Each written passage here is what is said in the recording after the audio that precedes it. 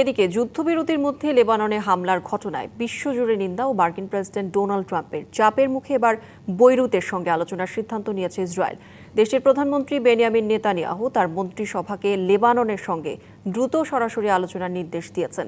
তিনি জানিয়েছেন, এই আলোচনার মূল লক্ষ্য হবে ইরান সমর্থিত হিজবুল্লাহ গোষ্ঠীকে নিরস্ত্র করা এবং দুই দেশের মধ্যে শান্তিপূর্ণ সম্পর্ক স্থাপন। লেবাননের প্রেসিডেন্টের যুদ্ধবিরতির আহ্বানের পরই এই ঘোষণা দিয়েছে ইসরায়েল।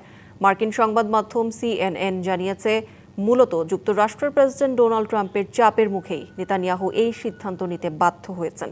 তবে প্রধানমন্ত্রীর এমন নির্দেশনার পরও সম্পূর্ণ ভিন্ন সুর শোনা গেছে ইসরায়েলের প্রতিরক্ষামন্ত্রী ইসরায়েল কাৎজের কণ্ঠে। স্থানীয় সংবাদ মাধ্যমে তিনি স্পষ্ট জানিয়েছেন, লেবাননের সাথে কোনোভাবেই যুদ্ধ বন্ধ হবে না।